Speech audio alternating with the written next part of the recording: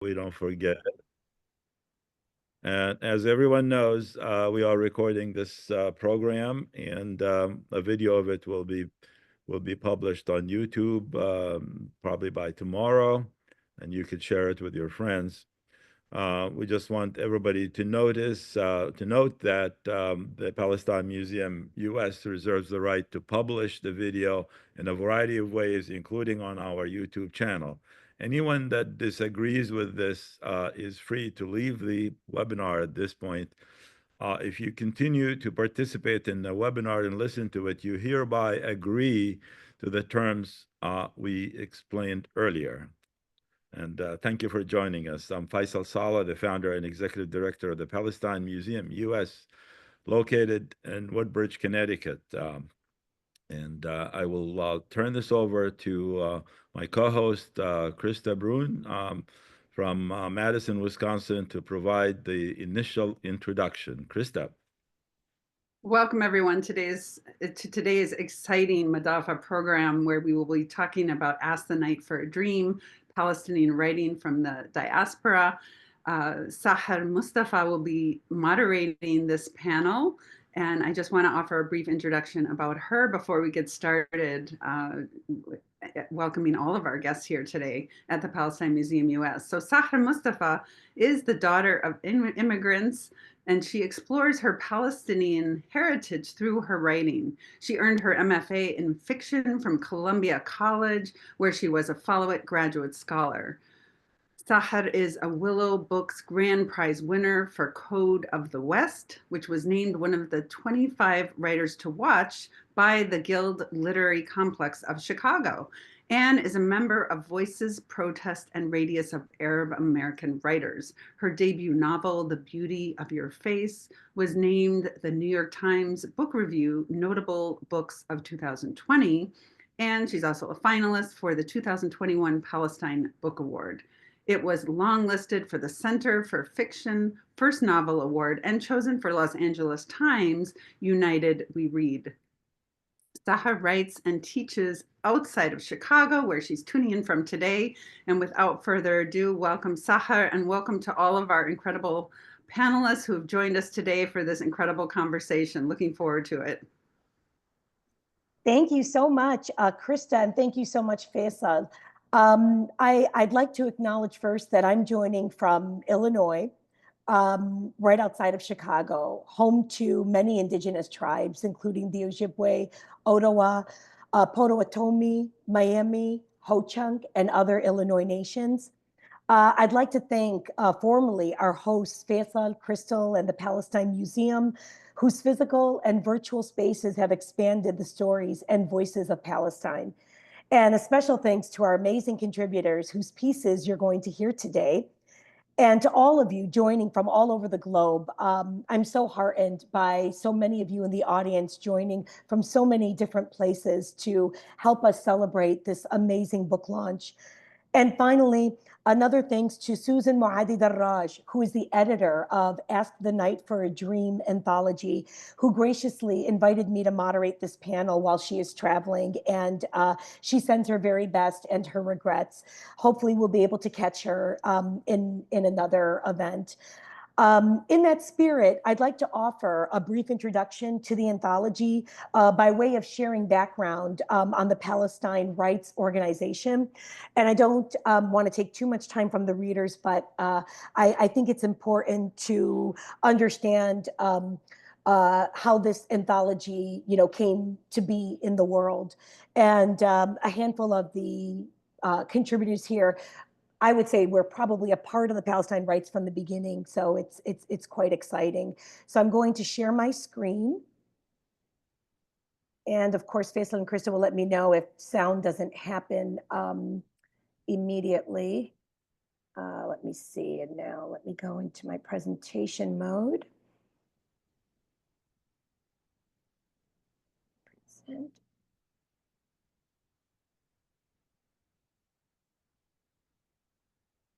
So there is Nada Ismail. I'm going to be putting her Instagram link in the chat along with the bios of these incredible contributors.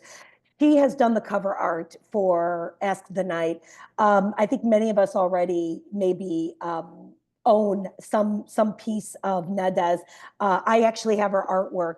I don't like to do this during a formal, but I'm going to scoot my camera. It's actually near that window that's glowing. So I have this actual cover.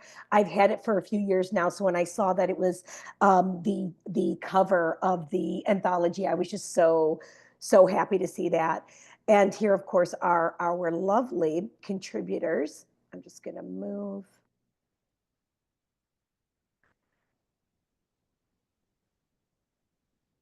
So the Palestine Rights Press is the publishing branch of the Palestine Rights Organization.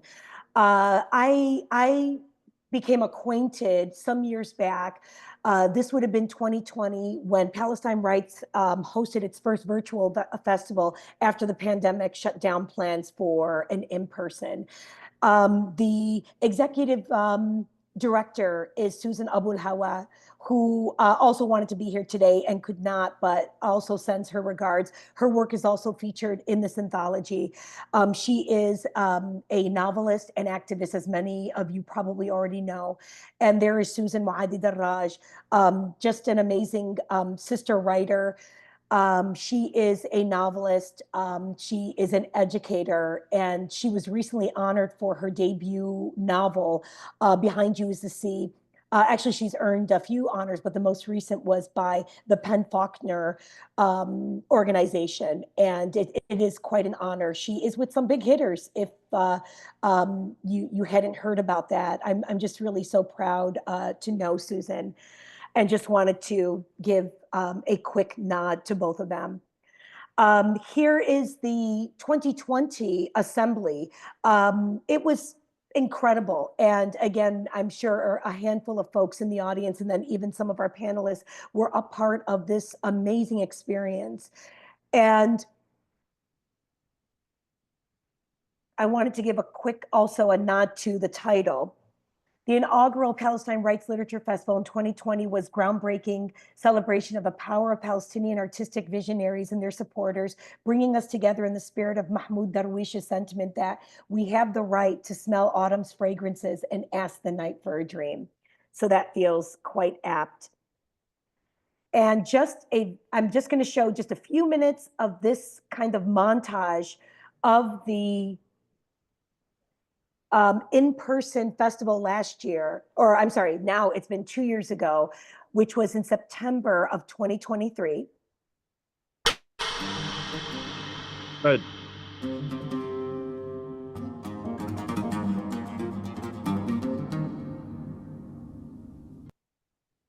Oh, I'm sorry, I was trying to get it into, here we go. Just a bigger mode, okay.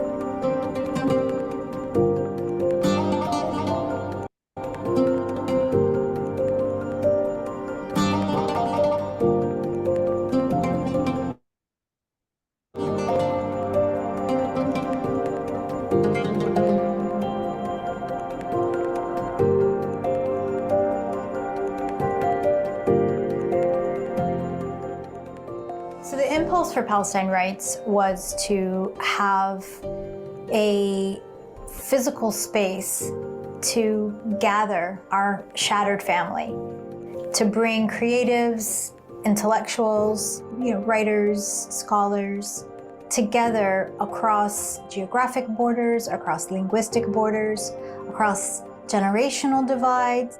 We had African American and African speakers, we had Jewish speakers, we had indigenous speakers. We also catered to children.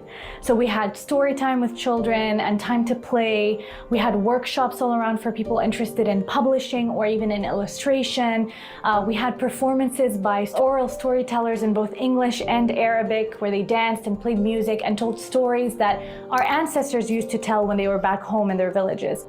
I met so many people that were visiting from Australia to come to the festival, and I met people that were coming from England, people that were coming from Palestine.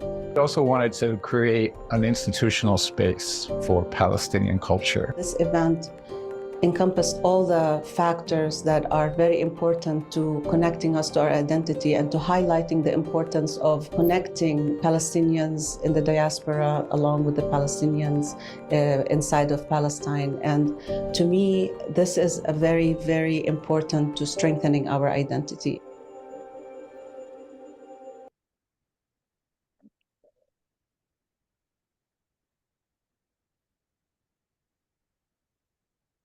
Right before the festival, Okay. So can everyone hear me? So Yes. good. Yes. Okay, great. I wanted to just play a little snippet of that because what the video then goes on to discuss is just the awful anti-Palestinian, chaos that the Zionists unleashed before the festival. They tried to shut it down, and I think there were many of us who were in attendance who were, well, no, maybe I should speak for myself. I was quite worried because I was going to be on a panel, and I was so worried about, what that experience was going to be like if there was all of this, just hate and contention. But I don't say this in any, hyperbolic, spirit that it was transformative. And I'm just so grateful that I managed to get there. I got to meet so many people who I only knew in the virtual world, like Faisal was one, Susan Abul Hawas, Susan Maadid Raj, I actually had seen her before, but we got to spend more time together. Elias, and forgive me if I'm missing others who are here today. And all of that made me want to be a part of the next experience. And so when I found out that there was going to be a press, I kind of, flung myself at Susan Muaddi, the Raj, and said, how can I help? I want to be a part of this.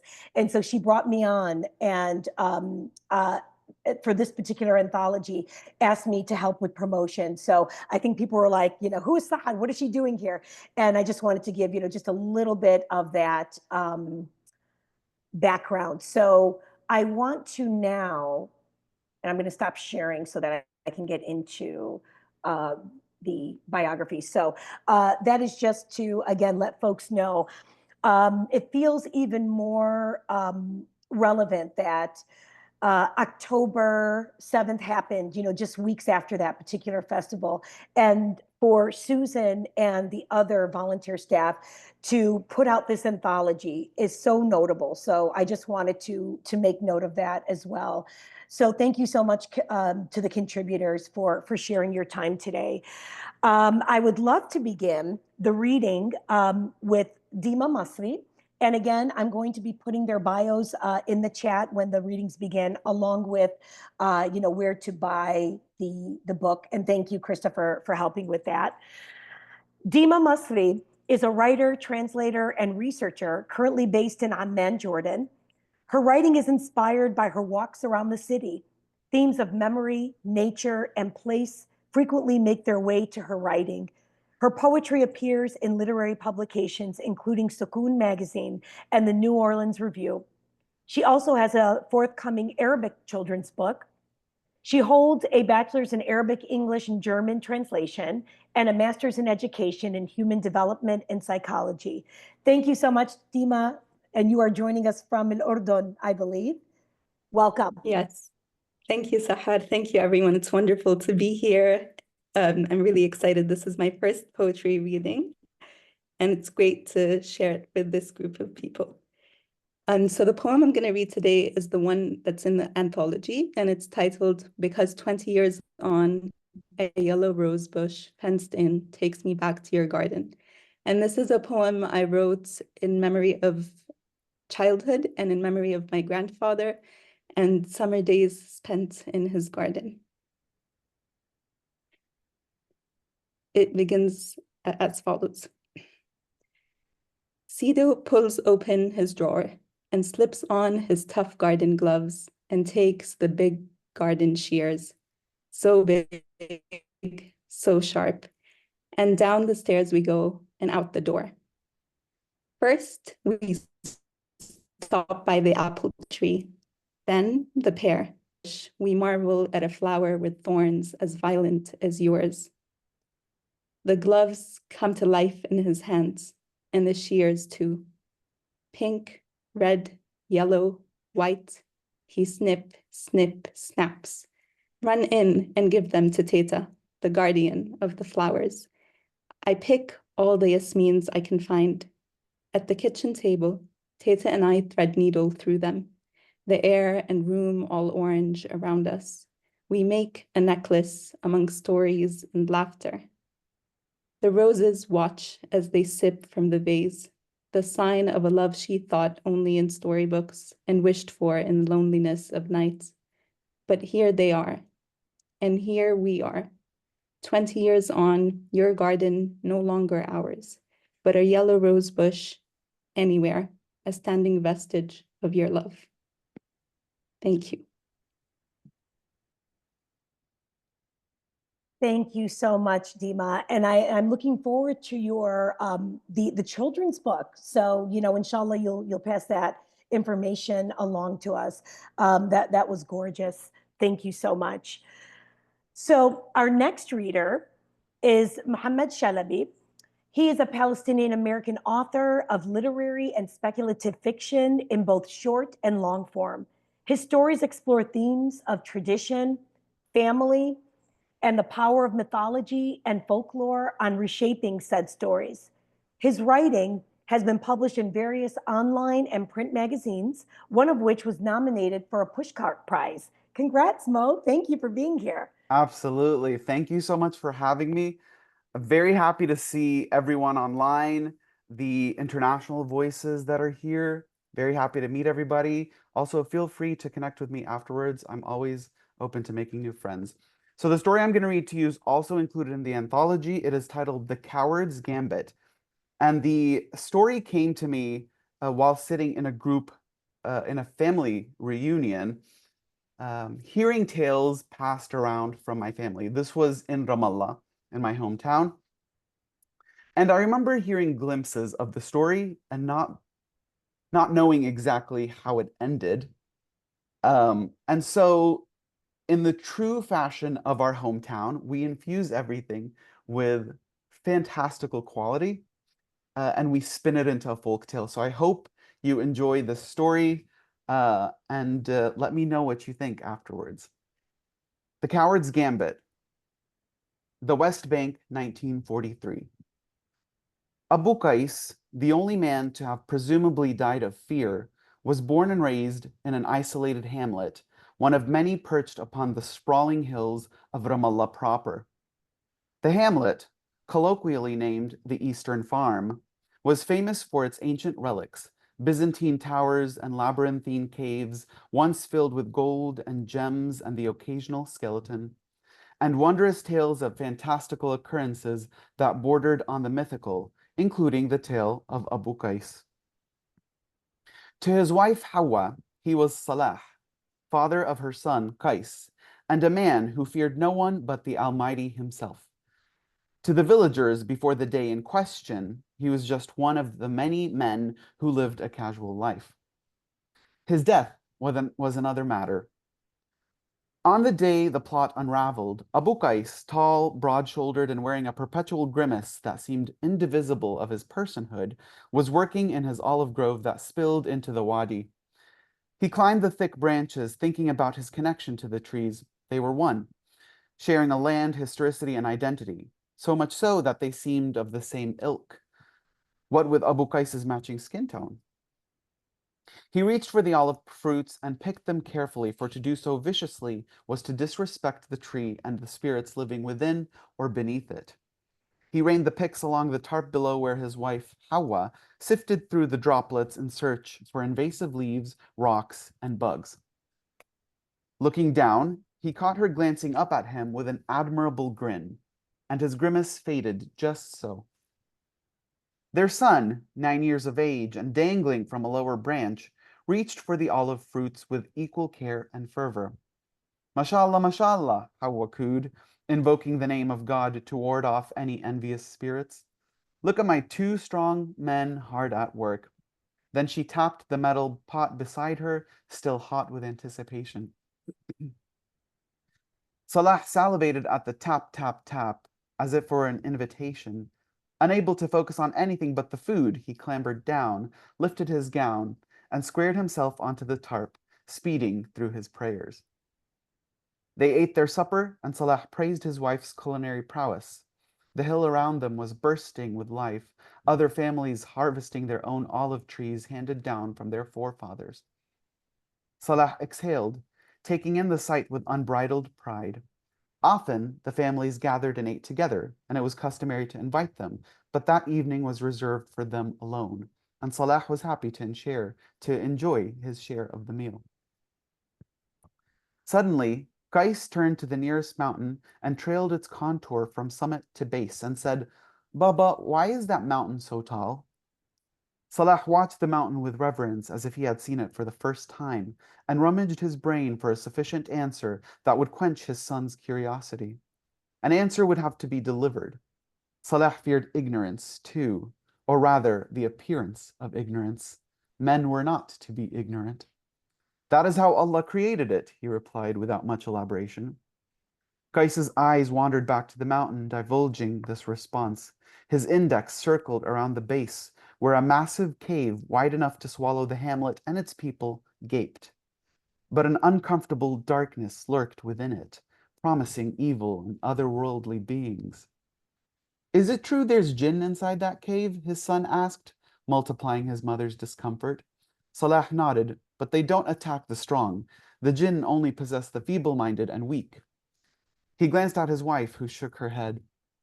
Within that cave, he explained, emerged shadows from the hidden realm, beings made of smokeless fire, with ember-red eyes, horns that could pierce the clouds, and an unholy appetite for human flesh.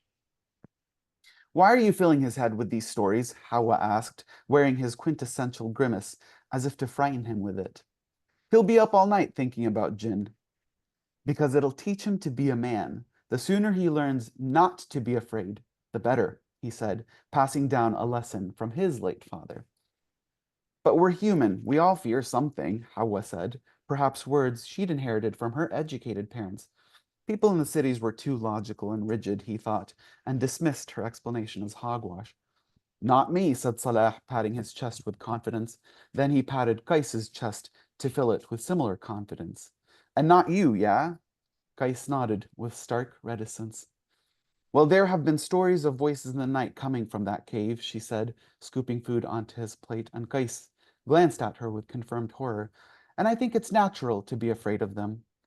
Then you'll be inviting them to control you," he replied in a serious tone, to which she dismissed him with a scoff and a wave. But the voices from the cave were real as the jinn. After all, they were mentioned in the Quran, inhabiting every dirty, dark, and filthy corner of the world.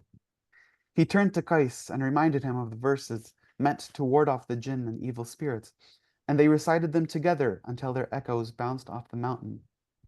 Before sunset, he lifted the tarp, turned it into a funnel, and poured their catch into a rubber basket fashioned with Hawa's uncharacteristic embroidered threads. On the way home, they convened with other families as the sun sank into the west. Behind them, the horizon darkened and crept, and Salah felt a chill run down his spine, as if something unholy were only inches from his flesh. He wasn't afraid, he convinced himself, trying to dispel the cluttering descriptions of the jinn from his head. Thank you. Thank you so much, Mo. That was lovely. It's a good segue, a quick segue to mention that this anthology is multi-genre. And so the voices here, I think, are such an amazing representation.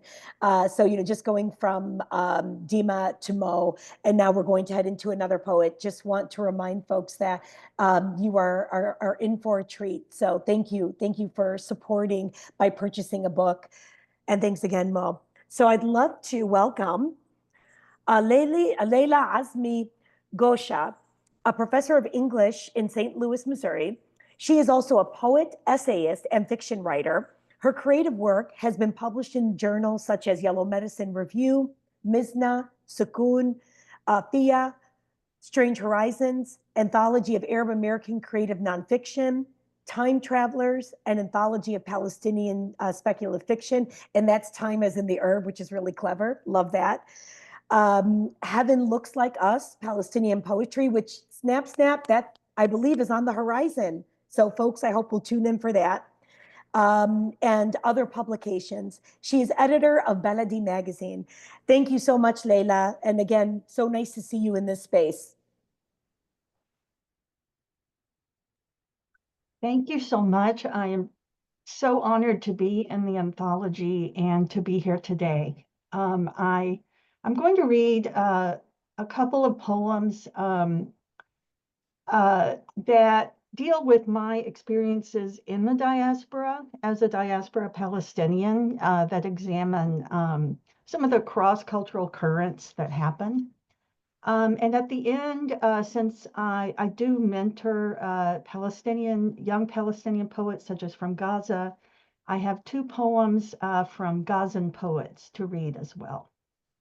So my first poem, which is in the anthology, is Alterations. Even now, I see my father's portly form seated on a black thread-covered swivel chair. His open blue collar exposes his clean undershirt. He wears brown slacks from his threadbare wardrobe. He is in the back room of his menswear store, his tailor shop. His shoulders and arms create a protective, narrow space between his face, his hands, and his chest. His fingers hold a delicate barb, strung with blood-red filament. With the needle, he hems the edge of a family's Sunday dinner tablecloth. My father wears a mischief maker's smile. He turns his head toward me and asks, "Are you your mother's baby or your father's baby?" My mother is silent. She spreads tracing paper over a dress she will pattern and resize. She rips the seam of the too small skirt that a customer's daughter has outgrown.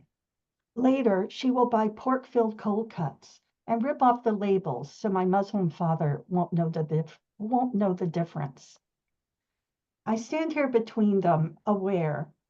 I am only a hostage in their competitive sport. This game will last decades. It will envelop us all, siblings, uncles, aunts, and cousins, who will mark our family cloth with unalterable cuts. I am my own baby, I say. I belong to me.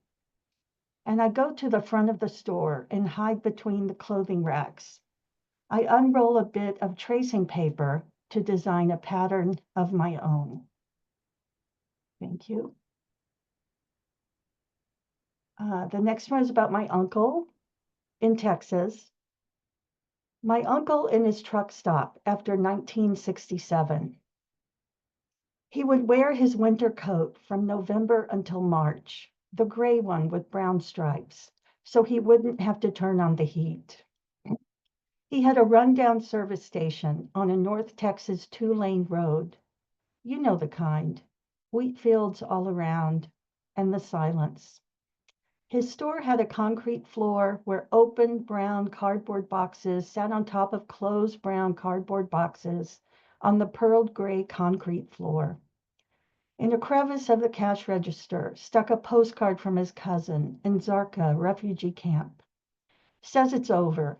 Everything is gone. Outside, a rusting Chevy pickup, circa 1967, greeted truckers who parked in front of the 2-bay garage. Time had stopped then. His father once owned a store in the old city, Jerusalem. He kept his store so clean and his apron so white, the people still remember his sincerity. My next poem is about the American dream. I thought it'd be appropriate for today's dream. Dream particles. I stay home and watch fireworks on the 4th of July. My son thinks they're shooting stars. They race over our deck, celebrating the accuracy of our drones. They celebrate the red glare of rockets landing in puddles of families huddled around their breakfast tea and za'atar bread. Starbursting rockets explode simple dreams of music and dance, pieces of flesh and hair and secret imaginings of romance and jasmine in the garden, all fly together into interstellar air. The fireworks' ashes rain down into our sweet iced tea. We consume the bitter dream particles and digest them into a lesser form.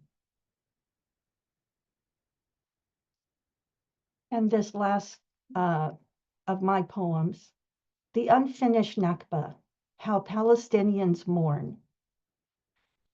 Water from Bir Yaqub rumbles at a low boil in the coffee pot over the fire, and the steam warms the throat while a rich taste of bitterness fortifies the voice.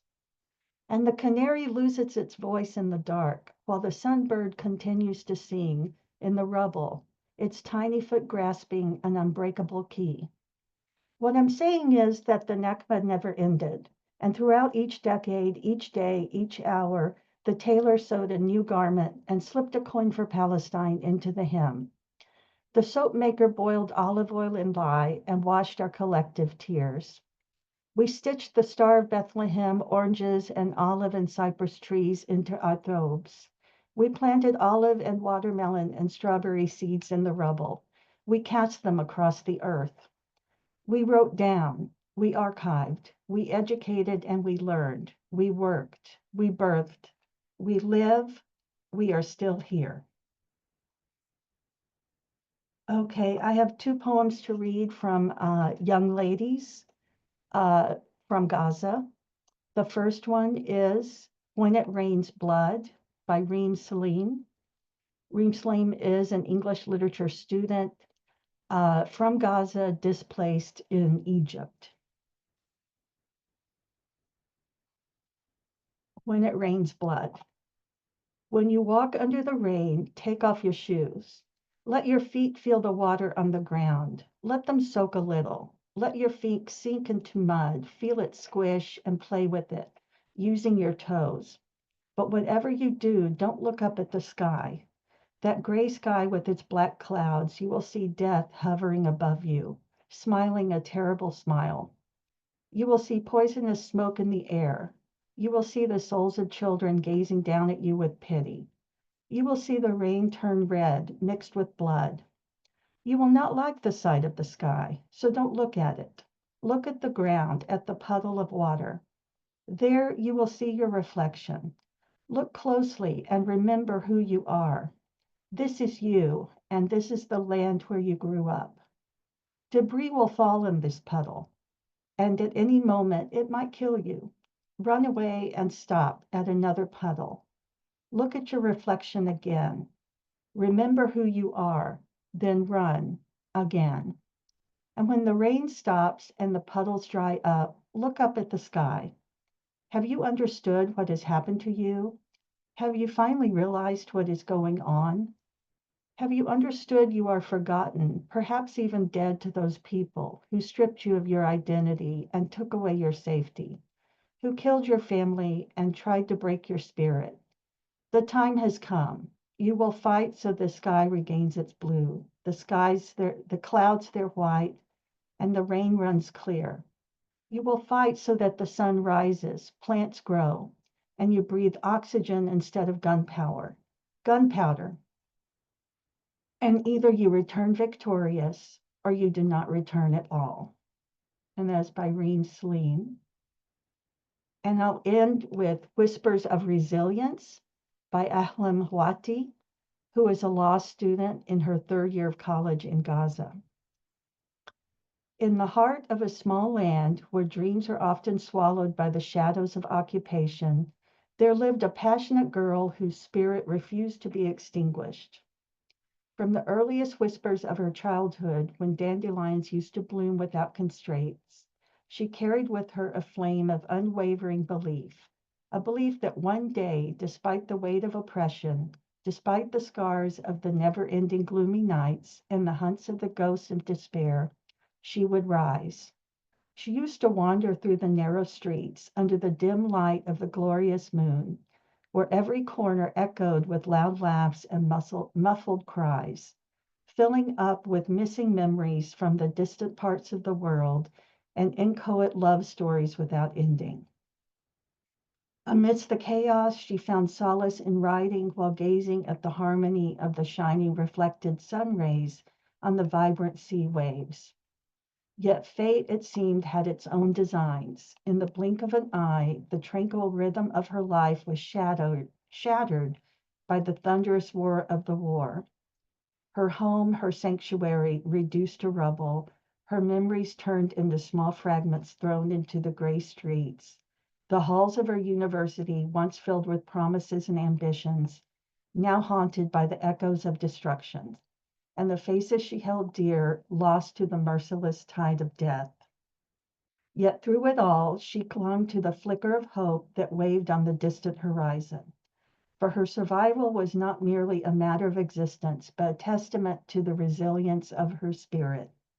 Each shattered dream, each stolen memory, each defeated soul only served to fuel her determination to defy the odds and ends. She stood relentlessly in her conviction that one day the sun would rise again over her homeland, casting its warm embrace upon a land reborn. And so she pressed on, guided by the whispers of possibility that danced on the winds of change. For in her heart, she carried the dreams of her people, dreams that would one day blossom into reality, casting aside the darkness of repression to reveal the light of freedom. And again, that's by Ahlam Hawati in Gaza. Thank you. Thank you so much, Leila, for your words and for sharing the words of the poets from Gaza, West Bank, all of Palestine. We are carrying them all with us. Thank you so much for that reminder. So beautiful. I'd like to welcome our next contributor. Ilyas Jahshan is a Palestinian Lebanese journalist and writer. He is the editor of groundbreaking This Arab is Queer, an anthology by LGBTQ plus Arab writers, which was a finalist in the 2023 Lambda Literary Awards in the USA and shortlisted for the 2023 Bread and Roses Award in the UK. Born and raised in Sydney, he now lives in London and is working on his next book. So excited for that and so happy to see you here, friend. Welcome. Thank you. Really good to see you as well, Sahar. Thank you for having me to be part of this, the book launch, and it's an honor to be in the anthology as well. So I'm going to be reading my chapter in the book. It's a piece of creative nonfiction / memoir. I originally wrote it as a letter to myself, to my younger self, and it kind of still reads that way. But yeah, so without further ado, it's called Bittersweet Memories of a Palestinian Night. Grief makes you do strange things. It has been 15 years since Dad died from kidney failure. His name, as you know, was Faris George Jahshan. Faris means night in Arabic. Remember this. You were 23 and a half when we lost him. I'm 39 now.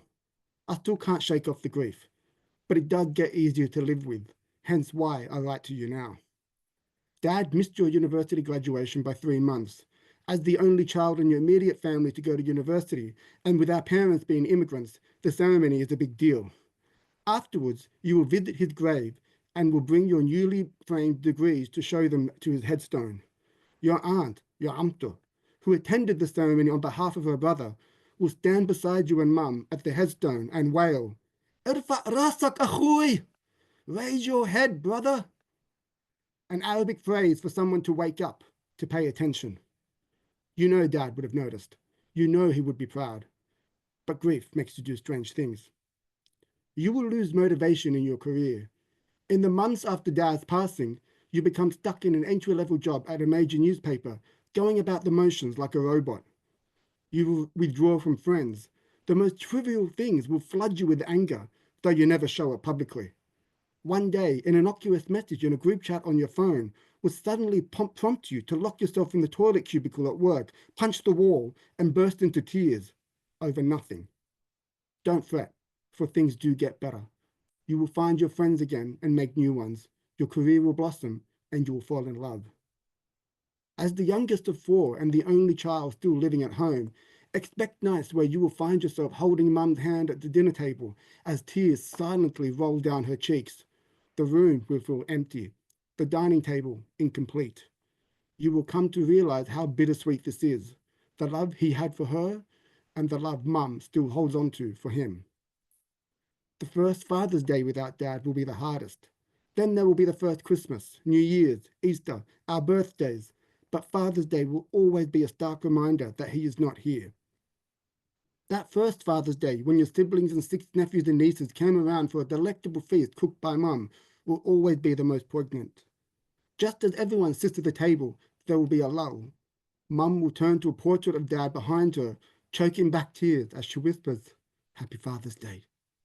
Grief makes you do strange things.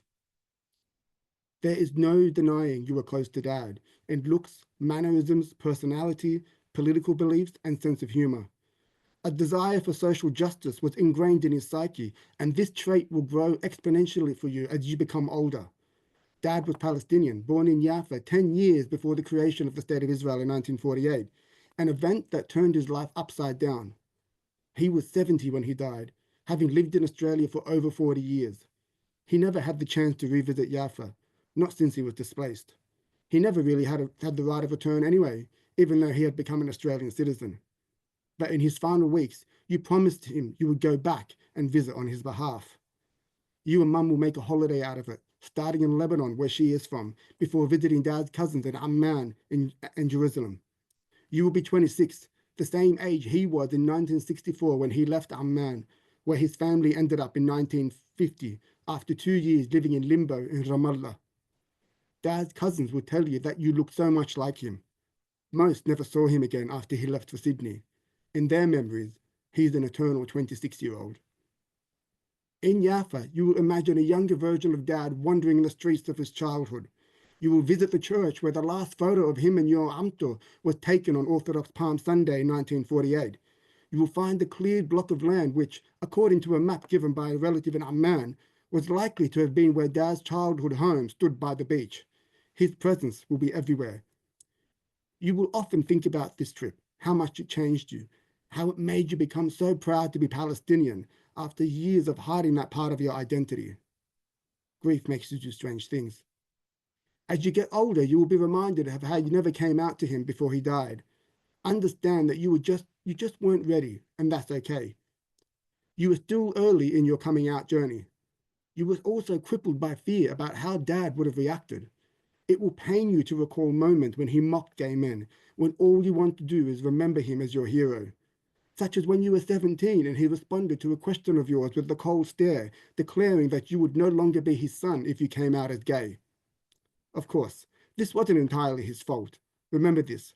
Dad was of a different generation, where the stigma around homosexuality in Arab culture runs deep.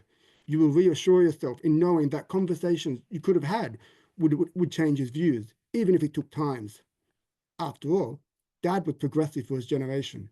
He supported equality for women, believed in welfare, despised imperialism, and taught you never to judge anyone based on religion or ethnicity. Most of all, he often said your happiness was more important to him. You will forgive him. Remember how Dad could command a room? How he was a great orator and storyteller? It's one of the reasons why you looked up to him. He always spoke from the heart. Dad was also known for making everyone feel welcome under his roof.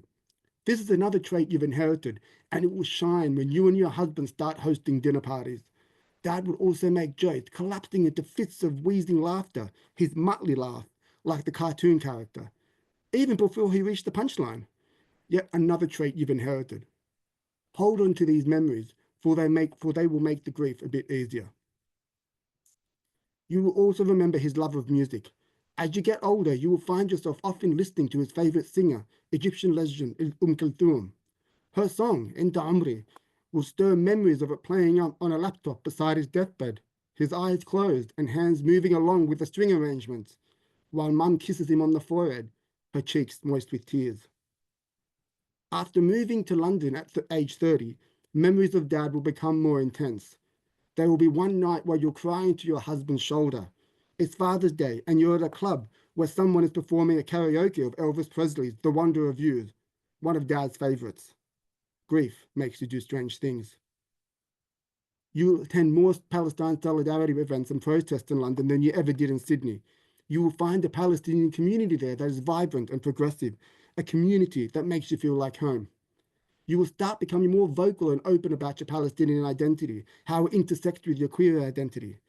You will start becoming more openly critical of Zionism and call out Israeli pinkwashing when you see it. You do all of these things in the name of your father and his generation who endured the Nakba of 1948, and for queer Palestinians. It will feel like you're building a bridge between you and Dad. You will actively seek a constant connection to him, and that connection almost always happens to evolve around Palestine. The memories of Dad will ensure Palestine remains a huge part of your identity. You give yourself hope in knowing that wherever Dad is eternally resting, it's a place where Palestine is free. You imagine him sitting under the dahlia on the rooftop of his childhood home, overlooking the Mediterranean Sea, or perhaps under the shade of Yafa's orange groves, having ahwa or a glass of arak with his sister, his parents, and all of his cousins who have now come to pass. In the meantime, you continue to do what you can to bring about a free Palestine in your lifetime. You will realize that you owe it to him, to his generation, to honor that legacy. Grief makes you do strange things, and that's perfectly okay. You will learn to live with it, to make room for it in your life, to use it in a way to energize you and to connect with others. Without grief, you would not be reminded of your love for Dad and how much he loved you.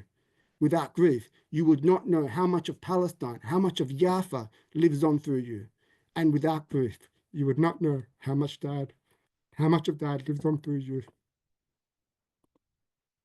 Thank you. Oh, thank you so much. And yes, that was beautiful. It's so wonderful to hear the pieces read out loud. You know, obviously I had read them myself. And so this has been such a major treat.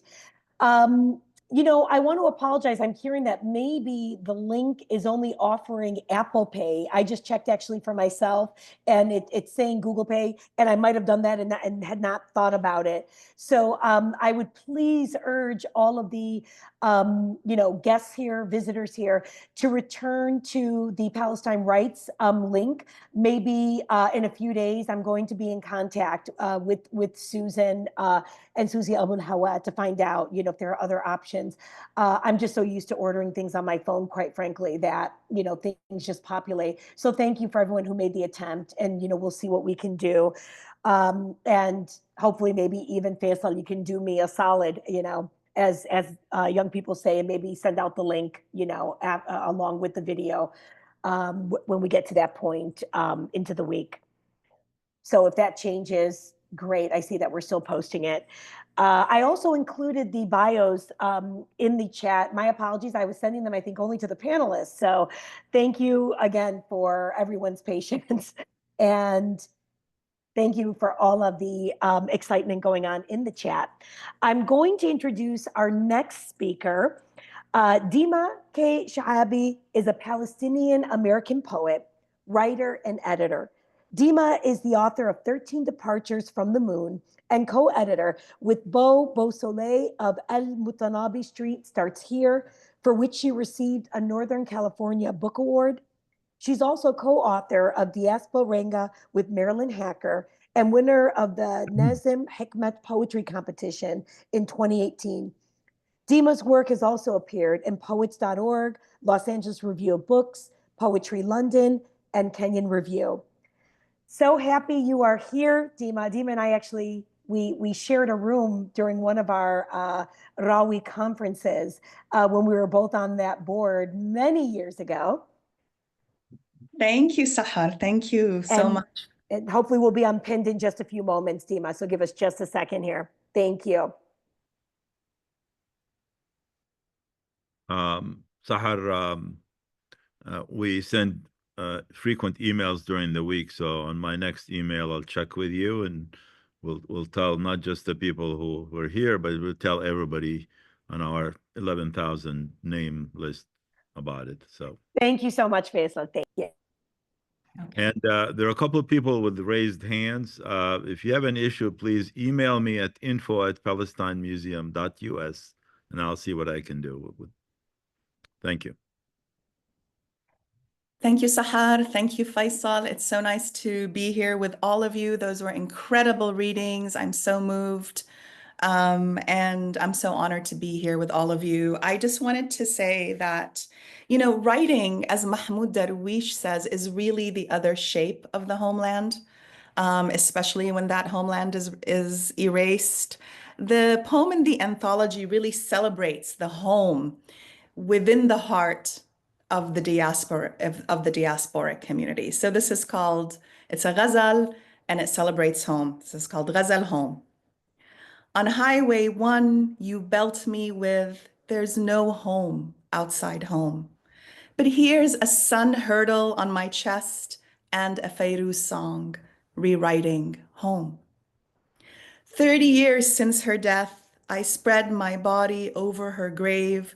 2 sons watch, bleary-eyed. What's a mother but a magnified home? Oh, love, I'm the only Umayyad left, the sole Abd al-Rahman. On your diaphanous collarbone, the new Damascus, our bona fide home. At dusk in a Fresno orchard, we identified Palestine's trees, Ballut, Sidr, Qayqab, Zaytun, but still we couldn't override home. Son, I lied when I said a sparrow saw you through the window. There's no spoonful of sugar for my longing to keep you inside home. Grenades erupt from your eyes when fatherhood chews you out. Forget kisses behind the closet, secret darling. Let's fly home. I don't know how the human heart can recover from moral injury, he said. How can I go on with none left beside me to define home? Al-Ghazali, true friends are those who remind us of the one friend. What do you call these anemones leaning towards us on the ride home? Thank you. The next poem explores the quotidian beauty of Palestinians, right? Palestinian life, even in moments of genocide, you know, moments of dignity, resistance, friendship, and love. This one is called Variations on Love in a Time of Genocide, and it consists of little vignettes. Those little mothers half lay the night in daisy dresses.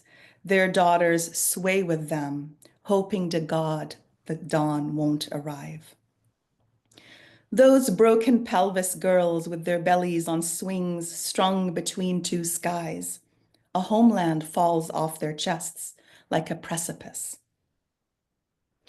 Those Aleppo pines lush the forest floor. Small shoots prick through the asphalt. How many flechettes tear down ligaments, break skin? Those cats sow saplings in lizards' mouths and float flit past riverbeds, past limbs for amputation. Ask, what is home? A grave. Those tattooed women from Khan Yunis say, our clothes reek of cactus sweat, so the great solace is near. Look up, the moon wanes. Those displaced faces slanting the wire, screaming, the starling seeks death, but we mustn't let it go. One saved bird is God. That tall prisoner, as illumined as water, his hands squeezed behind the chair, says, I belong here. Soldiers' eyes like teeth. Those wet star showers ripen, white phosphorus burn. Oh, love, how to get a bit lost, create footnotes for this blood-red night. Thank you. Thank you so much, Dima. Dima, were you reading? Was that from View from Gaza? Yes, yeah. Yes, snap, snap. Yeah, there's, you know, and I bring that up only because I hope folks, again, in this amazing space will check out the work of these brilliant contributors. Their work appears, you know, obviously in this anthology, but in so many amazing places. I'm so heartened at all of the collections that have been published, within like the last year and a half, and some in direct response to Gaza, others like the anthology before, October 7th. And, we are here and we are present, and it is such a lovely thing to witness. So thank you so much, Dima. I am going to introduce our next contributor. Michaela Gabney-Rain is a Palestinian-American creator, cultural worker, mother, and global queer trans rights activist. She is known for queer tatriz, a style of visual art and poetics inspired by indigenous Palestinian tatriz embroidery. Her work appears in Bint el Nas, Mizna, Kafiya Review, Sinister Wisdom, Yellow Medicine Review, The Poetry of Arab Women, The Olive Tree, El Ghuraba, Ask the Night for a Dream, and Heaven Looks Like Us. Another one. Great. I can't wait to read you in the next anthology. Welcome, Michaela. Thank you. I'm just so happy to be here with everyone today and so honored to be a part of this event. First, I want to acknowledge our grandmothers who dreamed us into being. I am my grandmother's dream, and she is mine.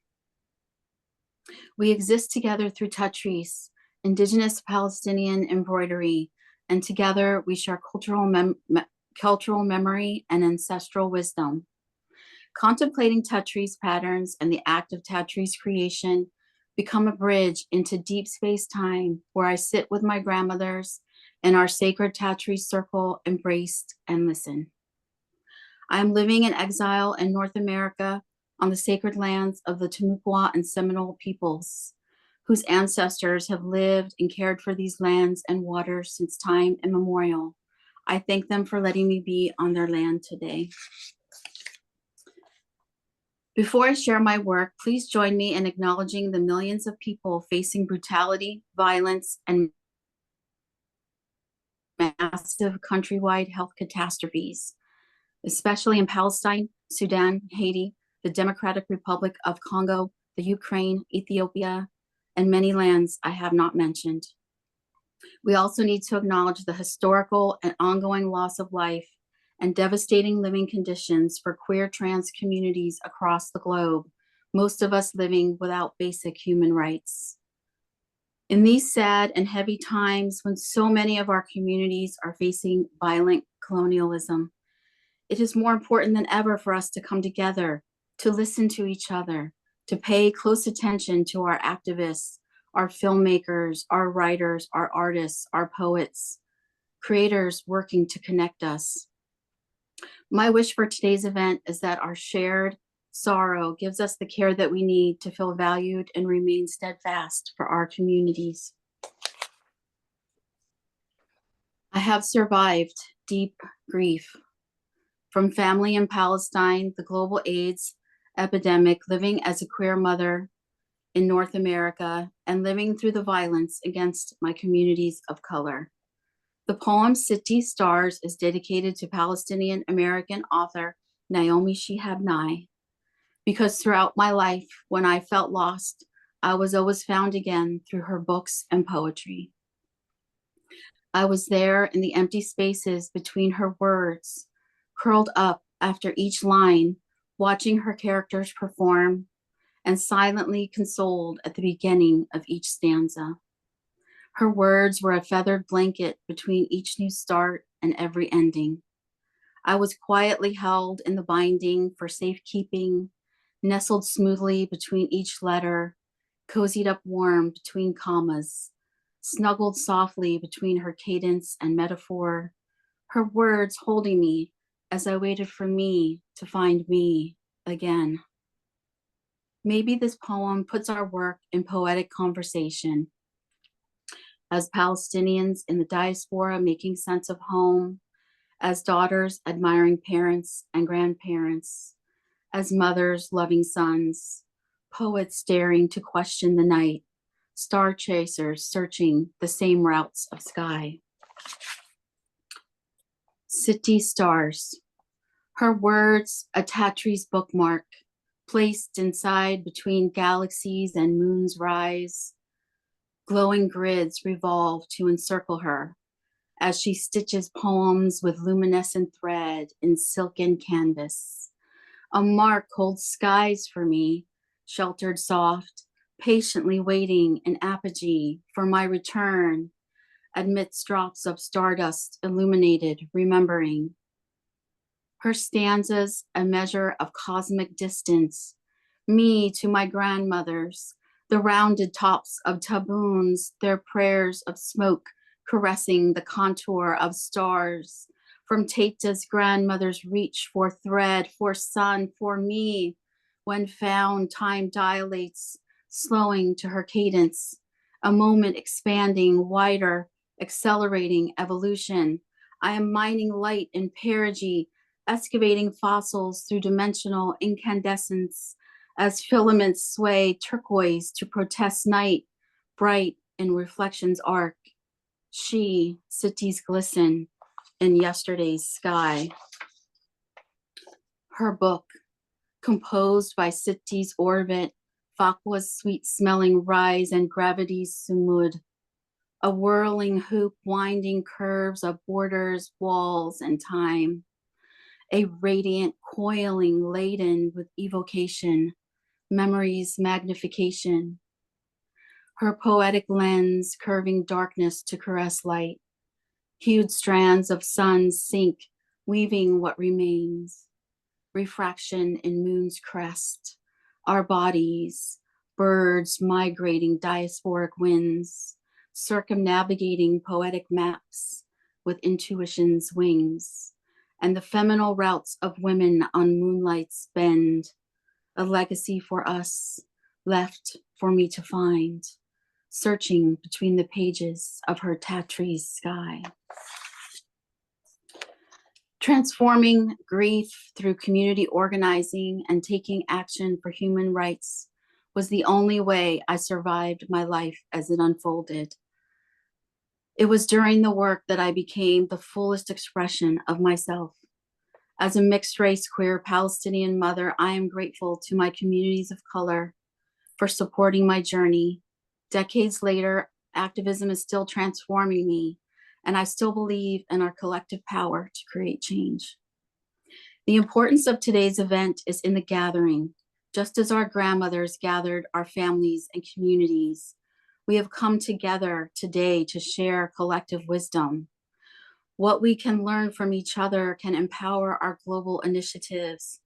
We have so much to share, so much hard work in front of us, and I'm so honored to be here with you today. Thank you.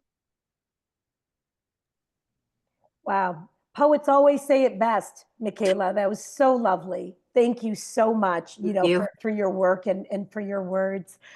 My first introduction to Palestinian American writing was Naomi Shihab Nye, and it might even feel like a cliche now, but it's so true, because I only came to this community way past college. And as I mentioned at the beginning, it was so nice meeting you in real life some time ago and to see you here. Thank you so much.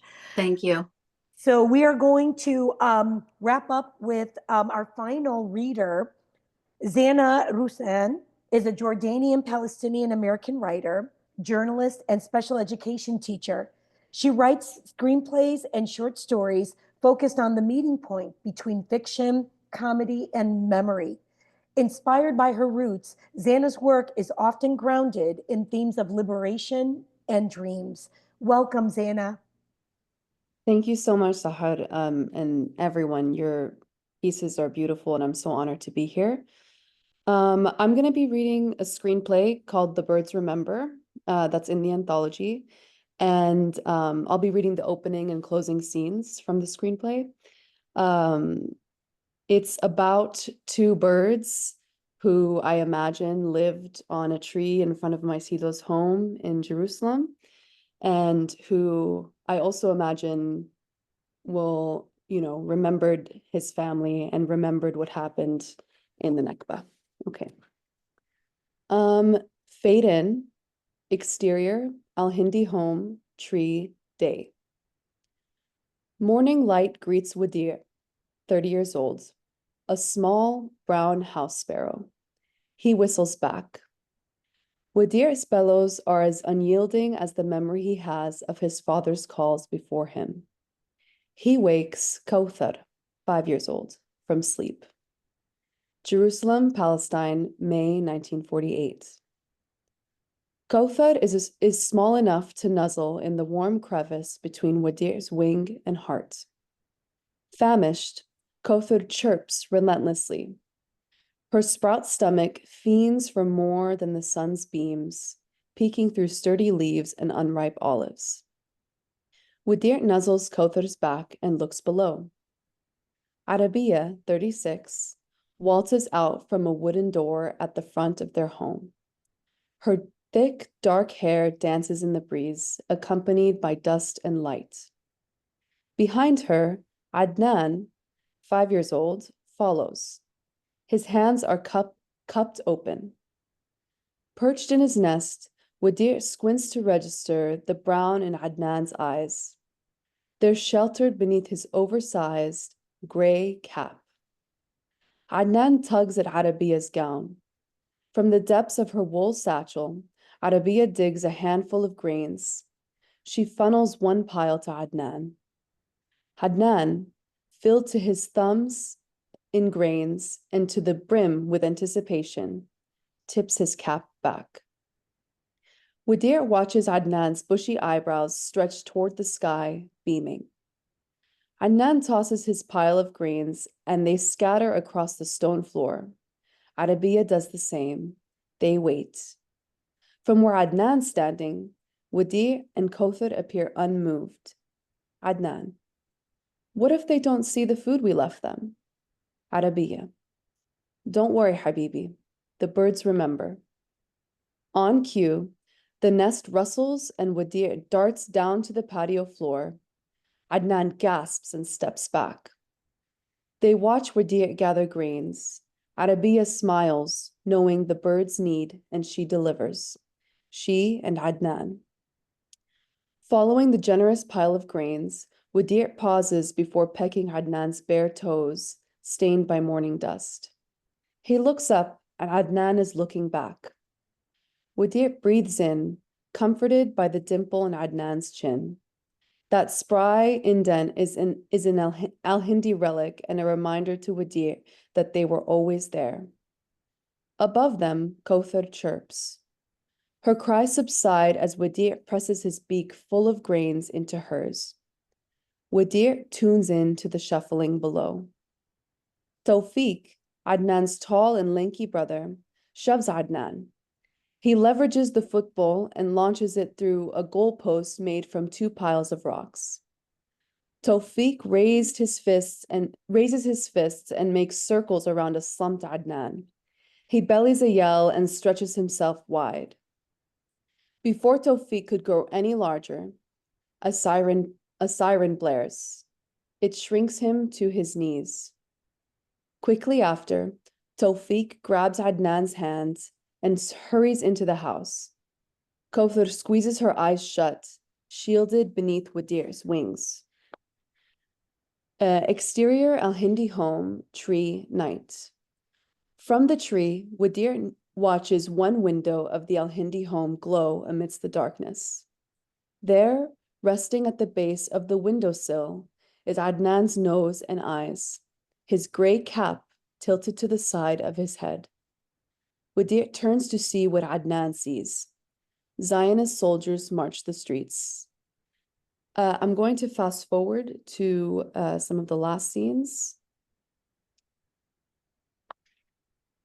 Exterior, liquor store, sidewalk, night.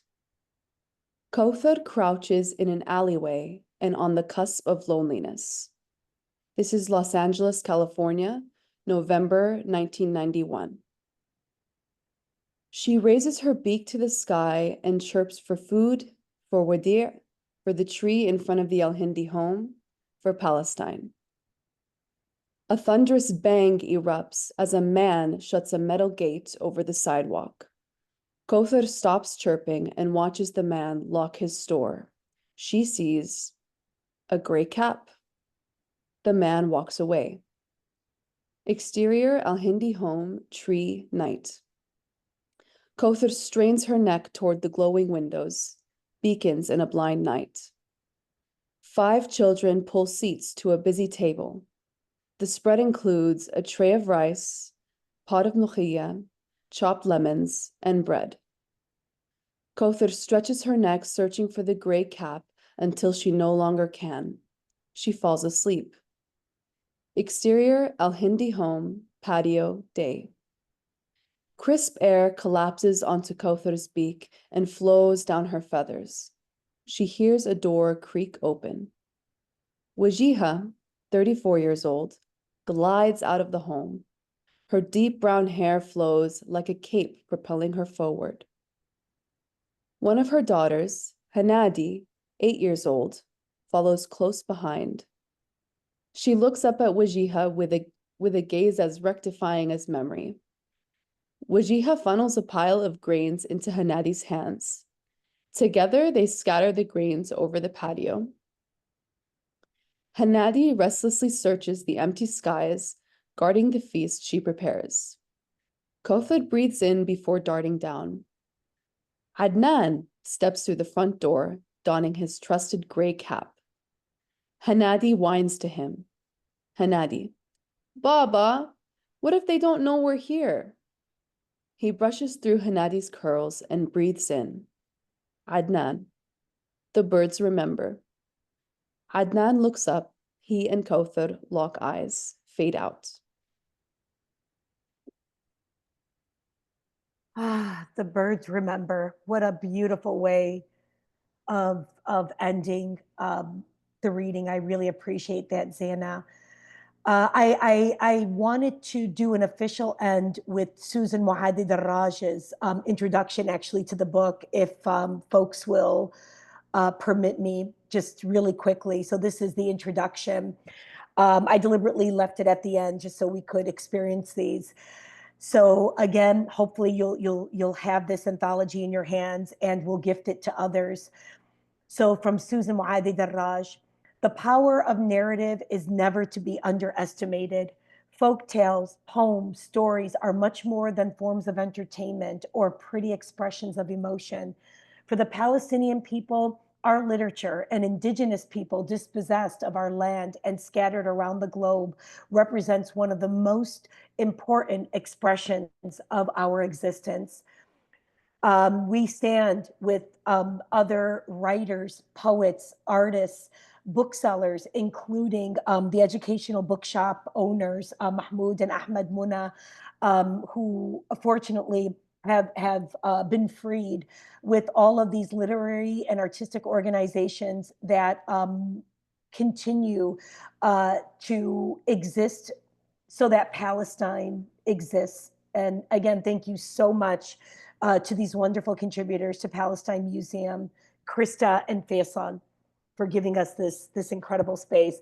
I'm just in awe and humbled. Thank you. Thank you, Sahar, and thank you to all our literary stars who've joined us today. Each one of you has an open invitation to come back on our show individually, where we can spend more time with you and have a more in-depth discussion. I'm sure our audience would like to talk to each one of you and ask you questions and things. And it doesn't look like, we have time without the kind of delaying you too much. So, Sahar, do we have any time for any questions, or shall we try to wrap up? I think we might have to wrap up. I can hang out, but I want to definitely honor our writers because they're also Sure. in different time zones.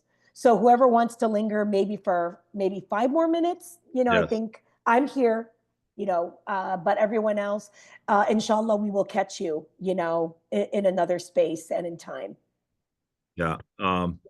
Let me just change the view on my side here so that we could I see. just want to remind everyone that this incredible collection and we've heard from some of the contributors today, was born out of the Palestine Rights Festival, as you said, and that this is the very first collection or work that comes out of that new press that Susan Abu Hawa established. So Yeah. it's And there really quite is exciting. yeah, and sorry, Krista, to cut you off. There is this is the second book, but first anthology. The other one that was actually presented at the Palestine Rights Festival is one that was put out by the widow of Hassan Kanafani.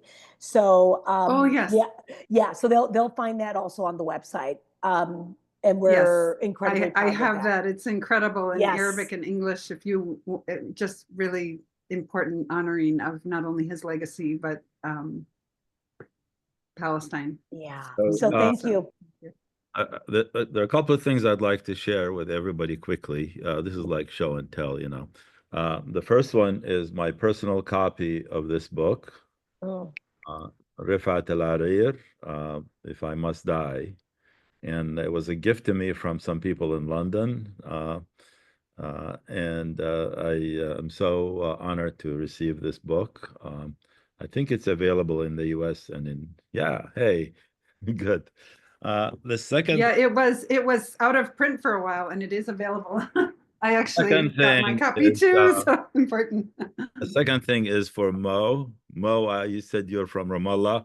Well, I grew up in Ramallah, and we have a painting that reminds me of Ramallah. When you're on Shara al-Ida'a, you're looking west in the morning, you see the Mediterranean and the rolling hill, the overlapping hills. And this is a painting by, I have to go back quite a bit for people to see it. This is a painting by Nabil Anani. The actual painting is 3 meters wide. I'm just looking at a miniature print of it here. Does this remind you of looking west from Shara al-Ida'a? Faisal, I would say yes, except now it's all filled with buildings and streets and cars. So Unfortunately, that's why I'm not going back to the West Bank because they ruined everything. yeah. Until it's free, of course. In which case, that'll be a compelling reason to go back. But yeah, thank you so much. Do we want to take like one or two questions? It looks like someone had a question. Do we have Palestine or Palestinian Grandparents' Day? Does anybody know? I don't think so. Okay. Well, we can declare one right now. Right.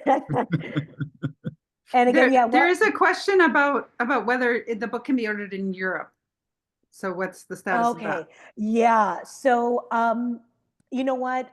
Full disclosure, this is just a few person operation. I'm already composing an email to Susan Mahdi Darraj and Susan Abu Hawa to let them know that people want to buy this book. So I'll ask again, for folks to check in at their website, but then I'm also going to lean on Faisal, my good brother friend. I'll update him with the link, and hopefully everyone can get it. We have a partner in Europe called Arab Book with 1B. Okay.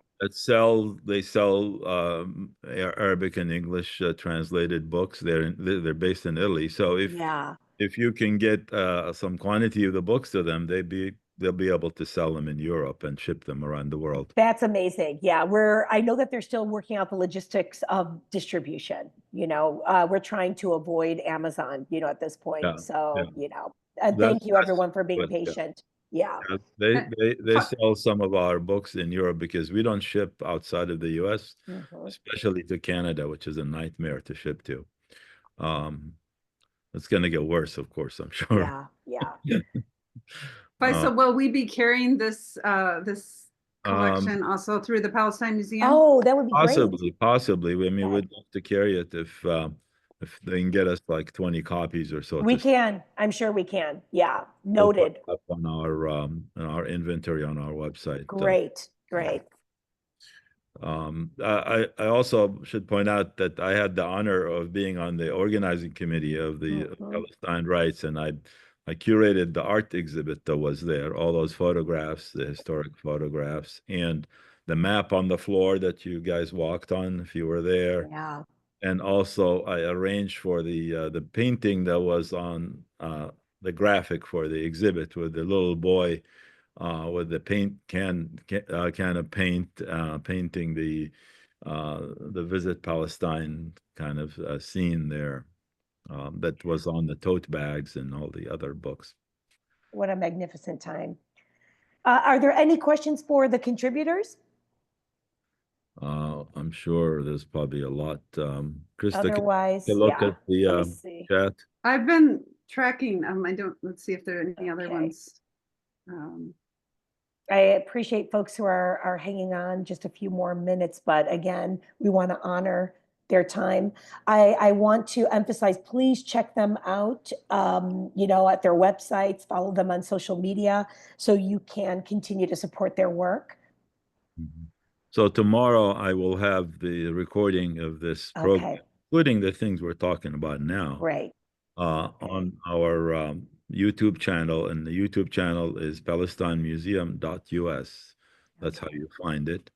Right. And I will share with the panelists the chat. We don't share it with everybody else for privacy reasons, and Mhm. but for the panelists, I will send them a copy of the chat once. Oh, thank you. Thank you, Faisal. All right. Well, I think that's a wrap then, everyone. So inshallah, we will see you all again.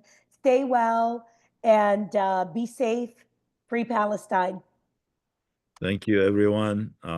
Thank you for being with us and taking the time and sharing your work with us. And thank you, Sahar, for organizing and moderating. Thank you, Krista, for co-hosting with me and greeting our audience. And as we say at the end, ma salama. Ma salama. Hopefully we'll see you Thank at the you. next Palestine Rights Festival. Thank you. 2026.